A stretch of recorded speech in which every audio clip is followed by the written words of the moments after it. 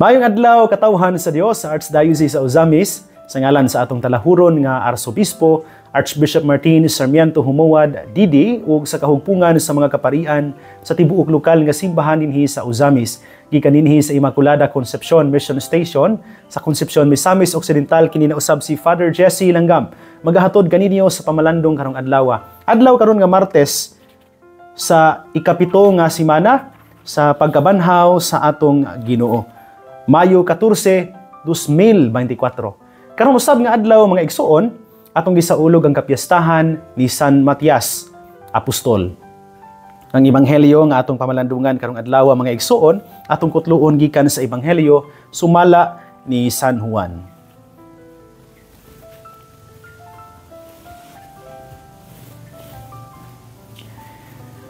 Si Jesus miingon sa iyang mga tinun-an, "Nahigugma ako kaninyo ingon nga ang amahan nahigugma kanako.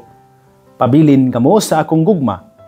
Kung tumano ninyo ang akong mga sugo, magpabilin kamo sa akong gugma, ingon nga ako nagtuman sa mga sugo sa akong amahan ug nagpabilin sa iyang gugma. Gisultihan ko kamo niini aron mabatunan ninyo ang akong kalipay ug mahingpit ang inyong kalipay. Kini mao ang akong sugo. Paghigugmaay kamo, ingon nga ako nahigugma kaninyo. Ang labing dakong gugma nga ikahatag sa usa ka tawo ngadto sa iyang mga higala mao ang pagpakamatay alang kanila. Kamo akong mga higala, kung buhaton ninyo ang gisugo ko kaninyo. Dili ko na kamo tawgon nga mga sulugoon, kay ang sulugoon dili mahibalo sa gibuhat sa iyang agalon. Hinunua, tawgon ko kamo nga akong mga higala, kay gisultihan ko man kamo sa tanan nga nadungog ko sa akong amahan. Dili kamo maoy nagpili kanako. Ako ang nagpili kaninyo, o gipili ko kamo aron manlakaw ug mamungag daghan, mga bunga nga mulungtad. Busa ihatag kaninyo sa amahan, bisag unsay inyong pangayoon kaniya sa akong ngalan. Kini mao ang isugo ko kaninyo, paghigugmaay kamo." Mga igsuon ko diha ni Kristo, ang ebanghelyo sa Ginoo. Daygon ikaw o Kristo. Mga igsoon ko diha ni Kristo, maayong adlaw pag-usab kaninyong tanan. Sama sa akong giingon sa unahan, karong adlaw atong gisaulog ang kapiyastahan ni San Matias Apostol. Si San Matias mga igsoon, usa ni adtong 72 ka mga tinun-an o disipulo nga gipadala ni Jesus sa tinagurha aron pagsangyaw sa maayong balita. Gipili siya nga apostol sa ubang mga apostoles aron mopuli kang Judas Iscariote nga nagbudhi kang Jesus. Unya naghikog. Sumala sa mga buhat sa mga apostoles, siya usa sa mga nakasaksi sa Ginoong Hesus sukad pa sa pagbunyag kaniya ni Juan nga magbubunyag dito sa suba sa Jordan ug sa iyang ministeryo, sa ministeryo ni Jesus nga publiko hangtod sa iyang pagkabanhaw ug pagsaka sa langit. Atua usab siya present kanunay uban sa mga tinun-an ug sa mahal nga Birheng Maria panahon sa Pentecostes. Sumala sa tradisyon mga igsoon, si San Matias nagsangyaw sa pagtuo ngadto sa Cappadocia ug sa mga baybayon dapit sa dagat sa Caspian. O gidungog usab siya nga nagsangyaw sa ebanghelyo ngadto sa mga mapintas nga mga barbaro sa Ethiopia ug didto siya namatay sa first century.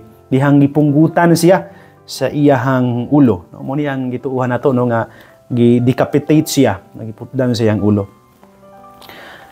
Kung atong balikon gamay mga igsoon, ang istorya sa kinabuhi ni San Matias, dihang gipili siya sa mga tinun-an, makahingangha.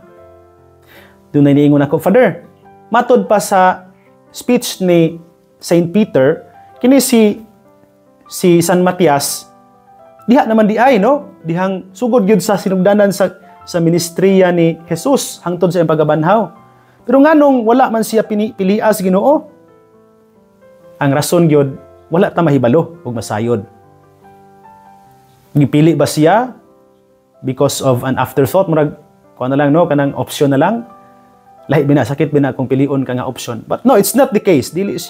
Wala siya pilia, tungod kay option lang siya.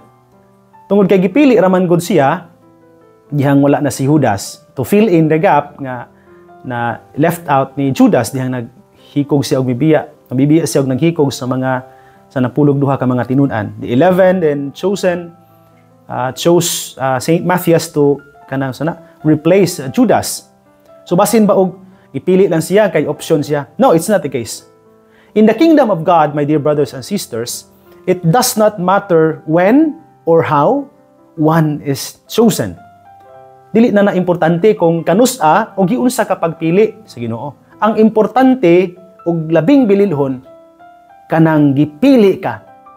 The fact that you are chosen for the mission of Christ, for that special mission of continuing the work of Jesus for salvation is enough nga rason nga bililhon ka sa mata sa Dios. Ug matod pa sa akong giingon ganiha, the tradition of the church will tell us that Saint Matthias really became a great witness for the kingdom of God. He preached matod pa in several countries, no? Kato ako nagisulti gani Cappadocia and the river in the kining mga daplin sa baybayon sa Sea of Caspian, then in the place of mga Ethiopia, no? Abot sa didto. Yun na siya ka matinud-anon nga witness. And in the end, matod pa, he gave his life for his master when he was decapitated for the faith. Kitag no? Pangutana, ala na to mga igsoon. Have we ever given thanks to God that out of the millions ng mga tao sa tibok kalibutan, you have been chosen to be baptized? Nabunyagan lang, bisag ka nang nabunyagan lang ta, and have received the apostolic faith. Nakadawat na tas pagtuo. Nakapasalamat pa tas Ginoo na, no? Faith, we realize, is a free gift of God. Gaasa gina sa Dios nga libre, walay bayad. But the question is, how do we respond to that free gift? Giunsa ba nato pagbalos kanang libreng gasa sa pagtuo nga gikan sa Dios? Kung magpasalamat ganita ang atong buhaton kasagaran, mao nga maningkamot ta nga kanang naghatag nato gasa ma-please by our personality diya sa atong pagkatao. And maningkamot gyud ta gani, no, nga mapakita nato sa naghatag nga worthy ta, no, nga mga hinatagan. Yun na ang tatano sa pagbalos po nato sa Ginoo ba. Pero daghang mga higayon, mga igsuon, that we take God's great gift of faith for granted. Daghang mga higayon nga daw murag wala lang, no? Passive lang when the church calls for our kanang response to many situations sa kinabuhi, labi na diha sa kinabuhi sa simbahan. Wala lang, no? Dili ganita usahay mamati o mubati sa mga panginahanglanon sa uban. To be chosen by God, my dear brothers and sisters, means that God looks at us with special care and love. Kanang gipili kas Ginoo, timaan na nga si Jesus atong Ginoo nagtan-aw nato uban sa usa ka espesyal kaayo nga pagtagad, pagatiman ug paghigugma. Importante kaayo na. Ang prepasyo karong adlaw mga iso nindot kayo ang pagampo sa katilingban ba. Ingon din hiyang pagampo kung basahon na katong mga wala kasimbang karon. Muni ang pagampo sa katilingban or kaning preface, no. Ingon siya, O Dios, gidugang mo si San Matias sa pundok sa mga apostoles. Tuguti kami nga tungod sa iyang panabang sa among kalipay sa maayong palad sa imong paghigugma kanamo. Tiyaw mo na, paghigugma kanamo. Mahimo unta kaming takos nga mahiapil sa pundok sa imong mga pinili. Kana palang daang gihigugma tas Ginoo. Espesyal na kaayo ta di ay nga gipili niya dihang dapita. Dili ni tungod gipili si San Matias dili tungod kay option siya. He was not an afterthought. No replacement just to make the number of 12 full kanarang gidugang lang siya ko, norma, dusi na po ang kanhi ay dusi. Saint Matthias was chosen by God with a special glance, special care, and love. Nindot kay na nga to ng mabatunan mga igsuon sulod nato and maun po nato ba personally diha sa atong kinabuhi. This special glance we feel upon us when God forgives us. Pasayloon na sa atong mga sala. This special glance touches us when Christ enters our very being diha sa Santos nga Misa, in the Holy Eucharist. Muna akong kanunay gibalik-balik gid sa Misa, sa akong mga wali sa GSK, sa mga kapilya. Diha sa Misa, dili lang ka mosimba tungod kay nagpasikat ka sa mga tao. Umani ubang rason sa mga ubang mga Katoliko, di lang mo simba Father kay pakitang tao ra na, and many other reasons. Ang rason usa anong mosimba gyud ta tungod kay diha Santos nga Misa, Christ enters into our very being aron hikapon taniya pagkahaya-haya na to, no? Pinangga kay tas Ginoo, giligo taniya kanunay sa inadlaw-adlawng grasya diha sa iyahang pagigugma kanato. Pangutana lagi balikon ako. Kita nga gihigugma sa Dios, nakadawat sa iyang mga grasya adlaw-adlaw, lakip na sa grasya sa pagtuo. Naningkamot ba pagpuyog kinabuhi nga makabalos ni anang libreng gugma sa Ginoo. Sa pagbalos, dili ni tungod kay na obliga ka kay pabaluson ka sa nahigugma. Well, wala man pod mangayo ang Ginoo nato pagbalos. Pero isip hinatagan, how do we respond to that free gift of God? Ako personally, I show my gratitude to God diha sa pagpaningkamot, sa pagpuyog kinabuhi, isip pari nga nag-alagad sa katawhan sa Dios. Pasinugtanon sa akong obispo, suod sa akong mga kaubang pari, samtang naningkamot ko sa pag-alagad sa katawhan sa Dios. So nagkadaiya kaayo nga mga field. Daghan man kita, lahi-lahi man ang mga tawo nga tay kahibalag o kalagaran.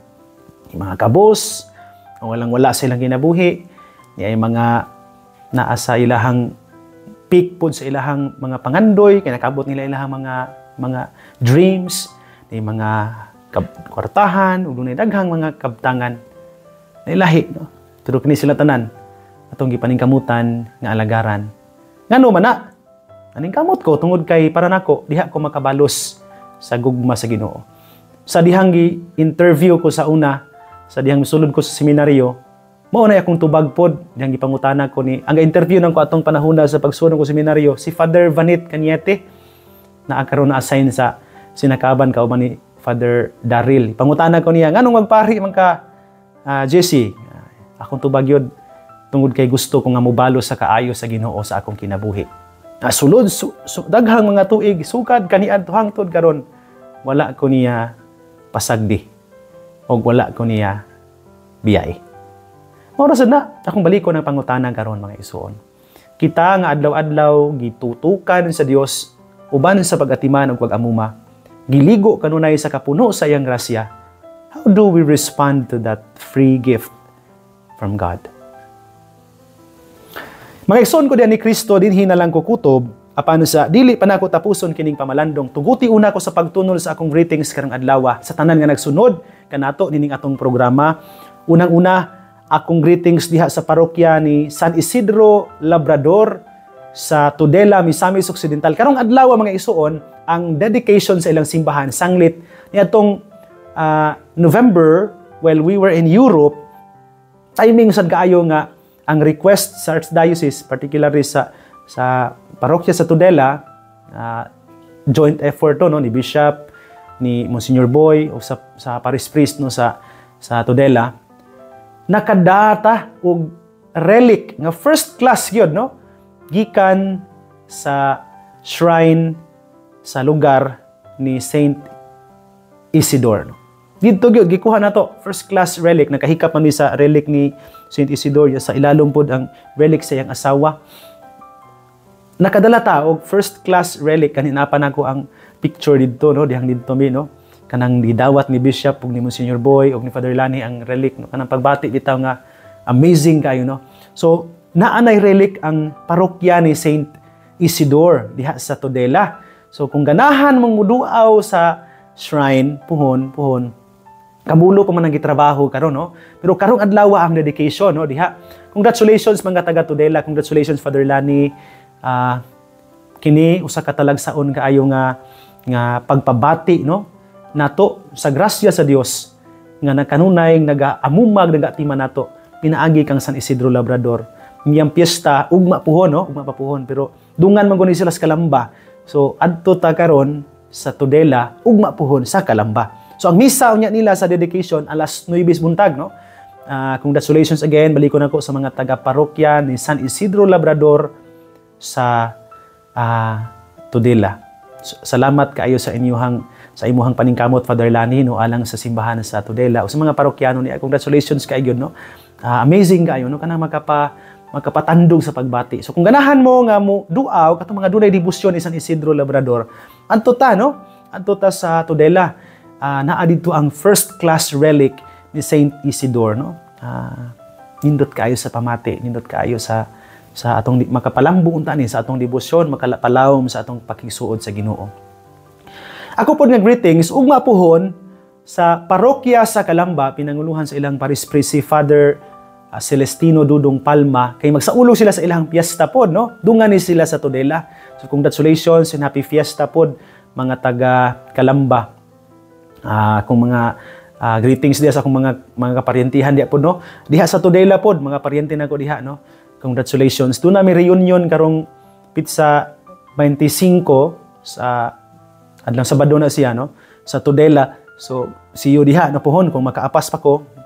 Hopefully makauli ko gikan sa kakasal, no, nga atong apilan. So hopefully makaapas pa ta, no, sa reunion na to diha sa Vinia Clan, no. Akong greetings sa mga paryente nako diha sa Tudela o sa Kalamba, no. I hope nga ang inyong pagsaulog sa piyesta puno gayod sa kalipay, puno sa grasya, no. Nya di gyud ta malimot nga magpasalamat sa Ginoo aning atong grasya nga nadawat. Kay bisan pag muangkon ta nga tungod ni sa atong paningkamot, pero kung atong paningkamot kon wahang panabang sa Ginoo, kawang og dili gyud magdala nato ngadto sa kahimayaan. Akong greetings, no, akong balikon, happy fiesta Saint Isidore Parish diha sa Kalamba, Misamis Occidental. Uban sa ilang padrikura si Father Dudong Palma. Og sa tanan nga nagsaulog karong adlaw sa ilang mga piyesta, kaninyong tanan, happy fiesta. Sa mga kapilya nga sakop dinhi sa ato ang parokya pod, no, labi na gyud sa barangay Small Putungan. Happy fiesta ninyo diha, no. Kang Bro Oligario Montipo, no, sa iyang siya may leader sa kapilya. Salamat ug maayong buntag nimo diha, no. Ug sa atong kapitan, nalimot ko sa ngalan, no. Nindot kayo kay diha sa Small Putungan last year pag abot na ko bisan atong niaging tuig pa pag abot na ko dinhi. Wala ba gyud kaayo ni sila debosyon kaning mga taga baryo.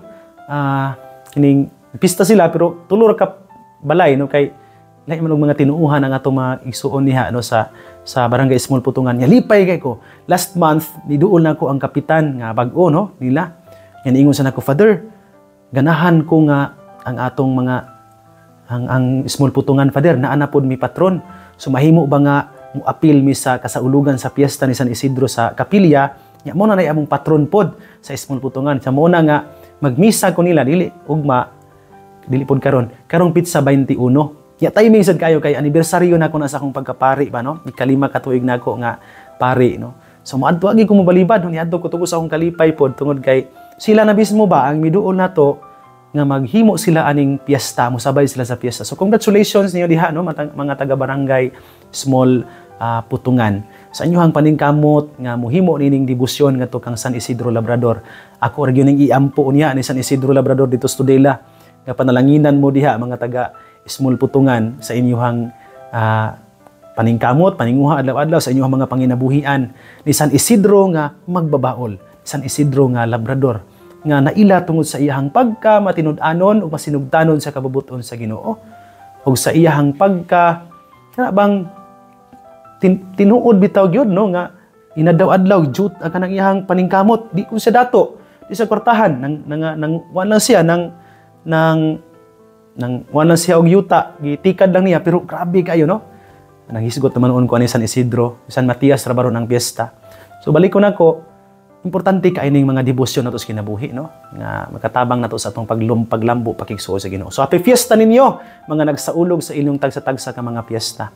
Ug sa tanan nga nagsunod ini atong programa karong adlaw, kaninyong tanan maayong adlaw ug maayong buntag. Mga igsoon ninyo nalang kukutob, ayaw kalimot. Ang pulong sa Dios ang ayan gayud nga pamation, pamalandungan ug paningkamutan nga mapuy-an. Bulahan ang tawo nga naningkamot magpuyo sa pulong ni Jesus kay sama siya sa kakahoy nga gitanom daplin sa sapa kansang mga dahon bisan kunting init dili gayud malaya ug timpo sa ting bunga muhatag siya kanunay maayong bunga. Igsuon ugma na usab uban sa panabang ug pangamas atong mahal nga inahan si Santa Maria atong gitawag mga misamisnon ug ang Birhen sa kuta. Ang Dios sa kanunay magapanalangin unta kaninyo. Sa ngalan sa Amahan ug sa Anak ug sa Espiritu Santo. Amen. Magamping ug magampo kanunay. Igsuon.